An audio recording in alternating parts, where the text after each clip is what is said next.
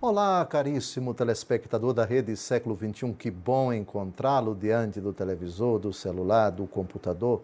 Mais uma vez nos reunimos.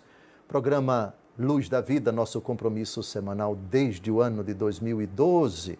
Portanto, há 12 anos, estamos nessa labuta todo domingo, fim da tarde do primeiro dia da semana, para, durante 30 minutos, refletirmos sobre assuntos de relevância da nossa fé católica apostólica romana. Esse é o nosso 11º encontro, dedicado a um argumento fascinante que demandará, certamente, anos para ser esgotado, para chegar ao seu termo, porque trata dos salmos na nossa vida. O saltério tem 150 salmos. A relevância do argumento é indiscutível, porque o livro dos salmos é o livro de oração dos judeus.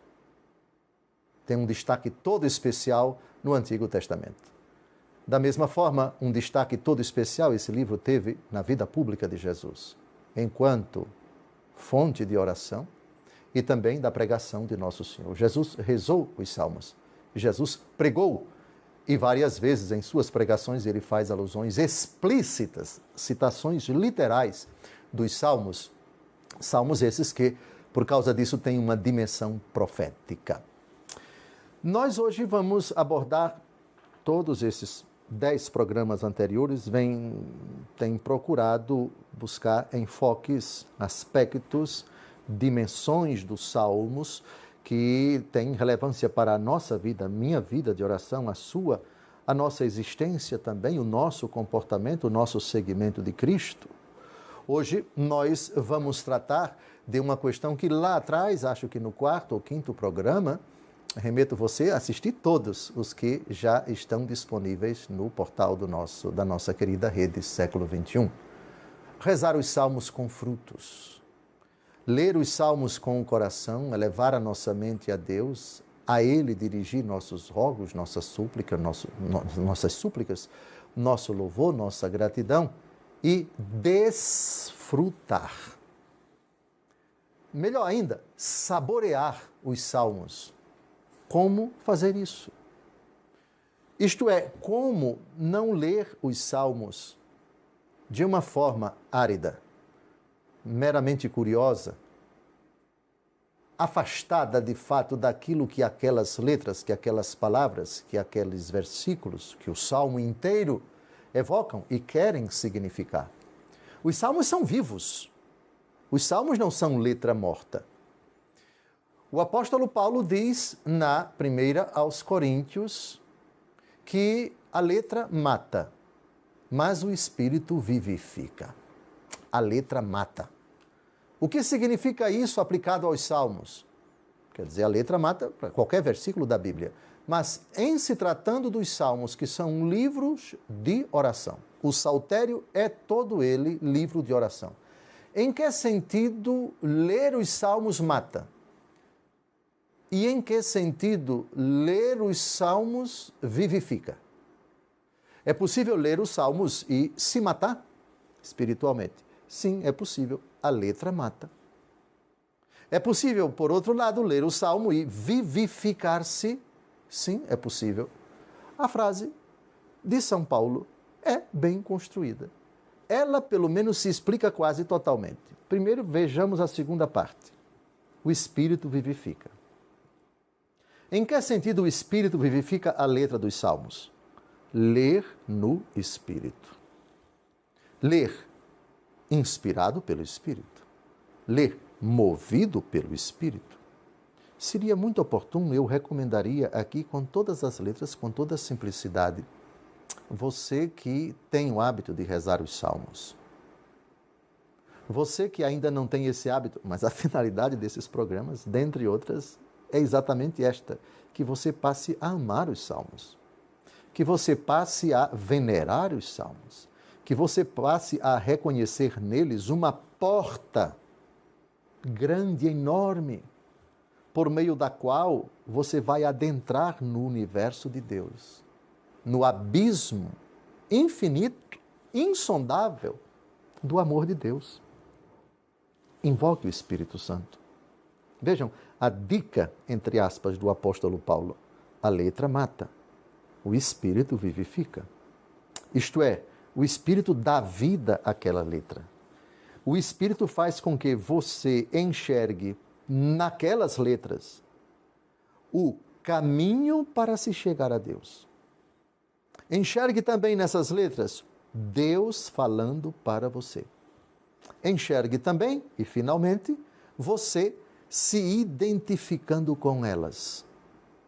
Por isso, no início de cada, não apenas diante dos salmos, mas qualquer oração, invoque o Espírito Santo. Meu Deus, que as orações que eu vou pronunciar, lidas, atenção, lidas. Não estou dizendo que a oração só deva ser feita com a Escritura na mão, não estou dizendo isso. Mas dado, o assunto aqui é o saltério. Se é o saltério está escrito, está diante dos seus olhos. Peça primeiro o Espírito Santo. Ó Espírito Santo de Deus, infunde no meu coração o dom da clarividência, para que eu enxergue com clareza o que tu tens a me dizer por meio de Jesus, para que pelos salmos eu chegue ao Pai, por meio dele, iluminado por ti, ó Espírito Santo.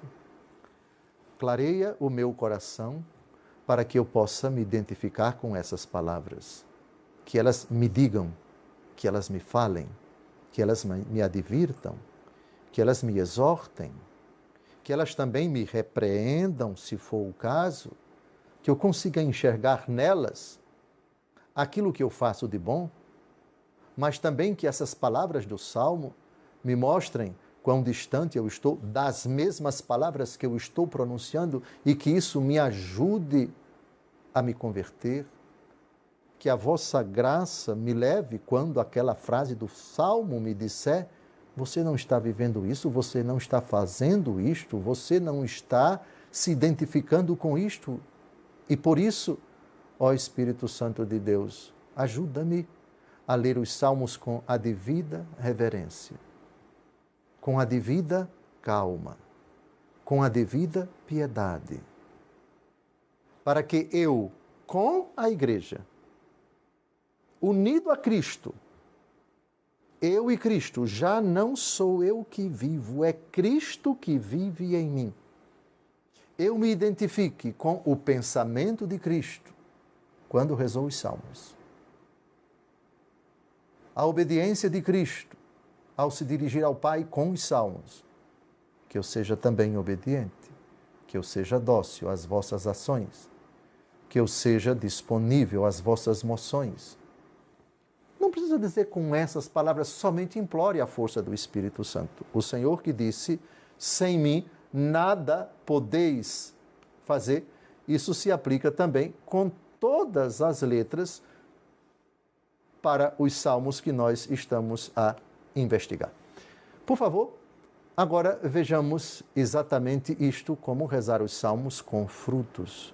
O ensinamento de Santo Agostinho, ao comentar o Salmo 119, parágrafo 9, eu acho que esse parágrafo de Santo Agostinho é suficiente para nos abrir leques, digamos assim, caminhos, horizontes, para buscarmos a força do Espírito e, ao rezar o Salmo, não precisa ser o Salmo inteiro, há salmos que são pequenos, dá para você rezar completamente. Outros salmos são longos demais e, quando isso acontece, recomendo a você que vá fatiando os salmos por versículos, porque muitas ideias podem, às vezes, não ajudar na oração, quando você quer realmente rezar com os salmos.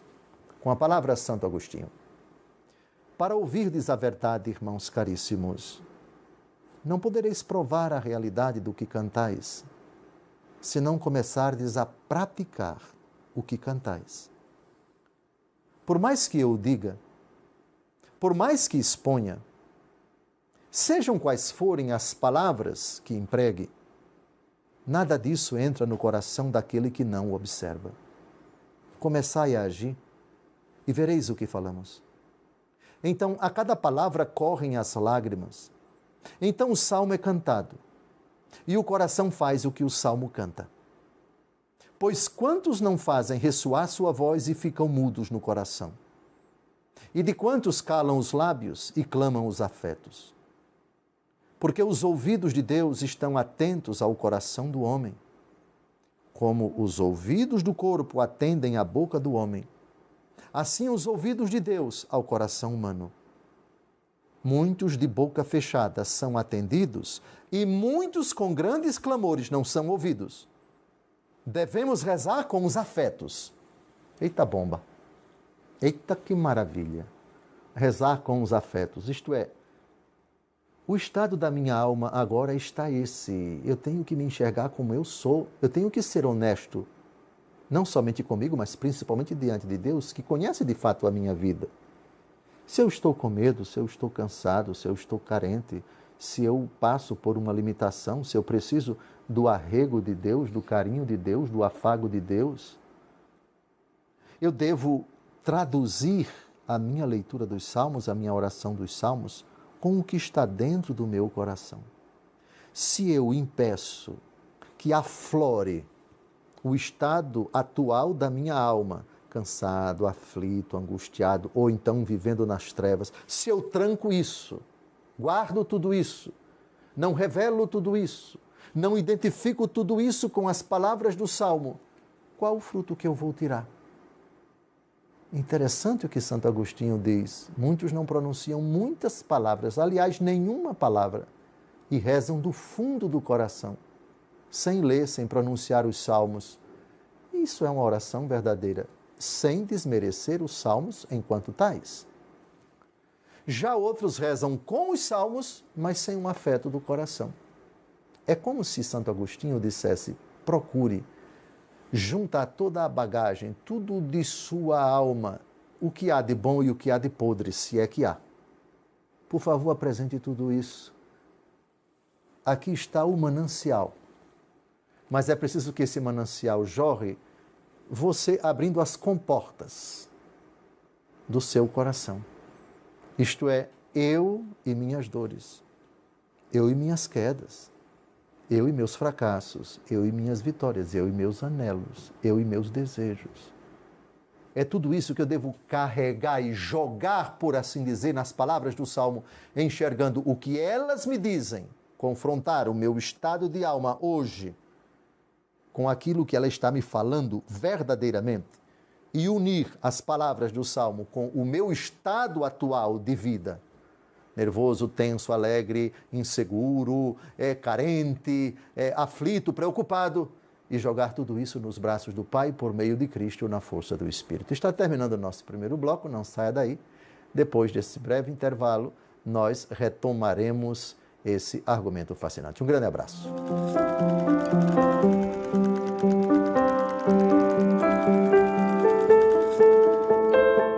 Olá, caríssimo telespectador da Rede Século XXI. Obrigado por ter permanecido conosco depois desse breve intervalo. Está começando o nosso segundo e último bloco do nosso 11º encontro, programa Luz da Vida, dedicado ao argumento dos Salmos, os Salmos na nossa vida. Argumento que vai demandar, eu lhes garanto, centenas de programas, porque a proposta é exatamente essa. Depois dessa introdução, e ainda estamos nela, e ela vai demandar mais ainda alguns programas, talvez o dobro, 20 ou 25 programas, não sei. Vamos entrar em cheio no comentário dos Salmos um por um para, com os padres da igreja, sempre com os padres da igreja, aurirmos desse manancial que é tão importante para os judeus, é o manual, o livro de oração dos judeus. Em termos de oração, é o mais importante do Antigo Testamento para eles, para nós cristãos também, mas para nós a importância se deve ao fato de que Jesus os rezou. Jesus se alimentou espiritualmente dos Salmos. Jesus também, na sua pregação, citou literalmente os Salmos. A igreja primitiva fez o mesmo. Ela é a oração oficial da igreja sob o nome de Liturgia das Horas. Os sacramentos, os 7 sacramentos, ocupam um lugar indiscutível no culto da igreja, mas os sacramentais e a liturgia das horas têm também o seu valor, têm o seu lugar. São, de fato, a liturgia oficial de oração da igreja, a liturgia das horas, e que está centrada principalmente na recitação dos salmos. Vamos agora tratar de um argumento que causa muita alegria. É um argumento que acredito que todos vão gostar. Os salmos enquanto causa da alegria do nosso coração.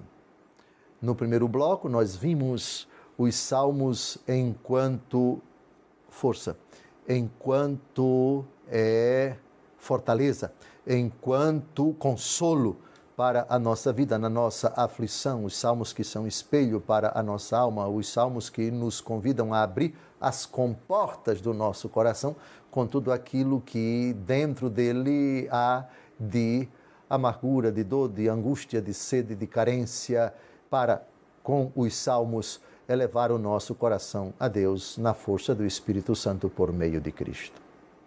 Mas agora vamos a o argumento que vamos desdobrar agora com Santo Agostinho, ainda que os salmos sejam de lamentação, o contexto do conteúdo dos salmos seja de sofrimento, de dor, de provação, de perseguição, ler os salmos é alegrar o coração naquele momento tão angustiante, tão lancinante, tão difícil, tão provado, que é o momento em que derramamos lágrimas, o momento em que nos sentimos traídos, abandonados, enfim, naquelas situações limite da nossa vida, e elas não faltam, e elas sempre recorrem, cada uma com sua peculiaridade, com sua gravidade, com sua duração, com sua especificidade tão dramática, tão única.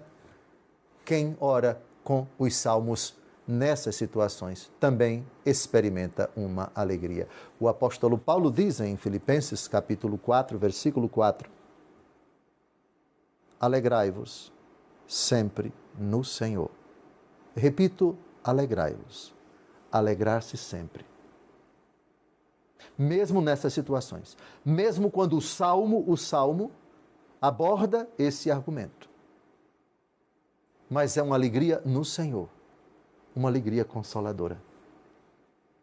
Eu estava tão triste, eu estava derramando lágrimas, eu estava me sentindo num vazio interior tão grande e decidi, preciso rezar.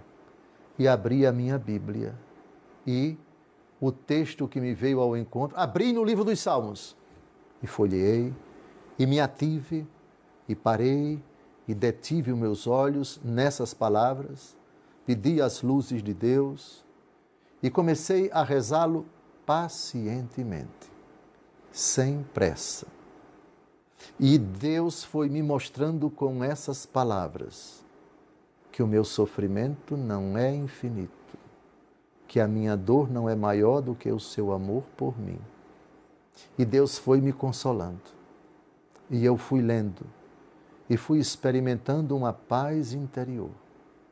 E fui experimentando uma graça que não é deste mundo, afável, indescritível, continuada.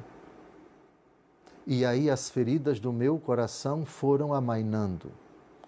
E por aí vai. Sim, eu citei esse exemplo dramático, essa situação dolorosa que às vezes bate à nossa porta, justamente para mostrar que também na dor, os salmos, se rezados com as devidas disposições, trazem alegria para a nossa alma. Com a palavra, Santo Agostinho, abordando a alegria que deve trazer ao nosso coração a leitura espiritual, a leitura piedosa do saltério, a leitura piedosa dos salmos. Delícias de nosso espírito são os cânticos divinos, e mesmo as lágrimas que os acompanham são alegres.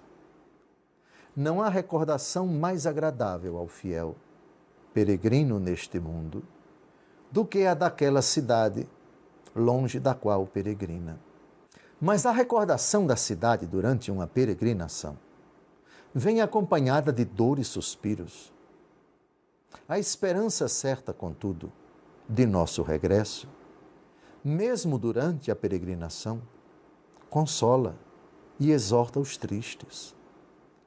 As palavras de Deus arrebatem vossos corações e vosso Senhor reclame sua possessão, isto é, as vossas mentes, para que não se desviem para outro objeto.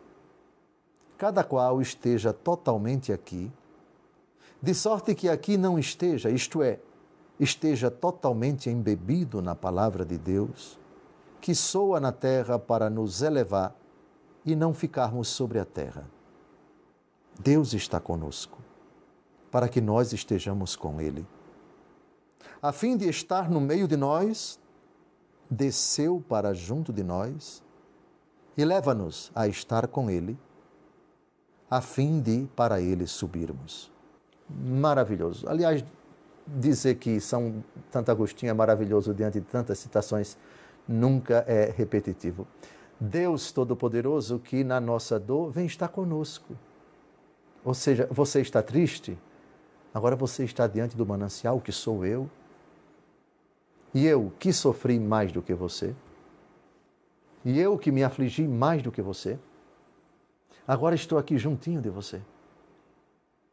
Para lhe dar a paz que eu dei para você. Aquela que eu prometi, a paz esteja convosco. Eu vos deixo a paz, eu vos dou a minha paz, não vos-la dou como o mundo a dá. Compreendo perfeitamente todos os teus sofrimentos. Estou aqui com essas palavras que são minhas, a te instruir, a te recordar, a te fortalecer. Que belo! Ou seja, na leitura dos Salmos, Cristo reza em mim. Depois, Cristo fala para mim. Depois, Cristo me leva para Ele. Tem um salmo, o Salmo 127, que traz uma alegria tremenda. É um salmo de alegria, mas também que mostra quão precária é a nossa situação aqui na Terra, ainda que experimentemos momentos de felicidade. Por isso estamos a caminho. O nosso desejo é ancorar na praia definitiva que é o céu. Descer do barco depois de uma longa tormenta, a da nossa vida, e repousar em Deus. Faça isso agora, vai aparecer aí na tela do seu computador, do seu televisor, do seu celular, um dos salmos mais bonitos que toda família deveria rezar de quando em vez. Cântico das peregrinações. Felizes os que temem o Senhor, os que andam em seus caminhos. Poderás viver então do trabalho de tuas mãos, serás feliz e terás bem-estar. Tua mulher será em teu lar como uma vinha fecunda. Teus filhos em torno à tua mesa serão como brotos de oliveira. Assim será abençoado aquele que teme o Senhor. De Sião te abençoe o Senhor, para que em todos os dias de tua vida gozes da prosperidade de Jerusalém, para que possas ver os filhos dos teus filhos. Reine a paz em Israel. O salmo do anelo da família feliz. Aquele que teme o Senhor, ele tem uma esposa fecunda. É feliz, tem bem-estar, os filhos ao redor de sua mesa, todos eles, os bruguelinhos, todo mundo reunido. A mãe toda feliz, congregando os garotos, cuidando da comida, o pai abraçando o caçulinha. Depois do almoço, aquele encontro fraterno, um estando do lado do outro, se abraçam, se beijam. Depois desse encontro fraterno, vem o trabalho, ela corre para garantir o pão de cada dia, ele também leva as crianças para a escola.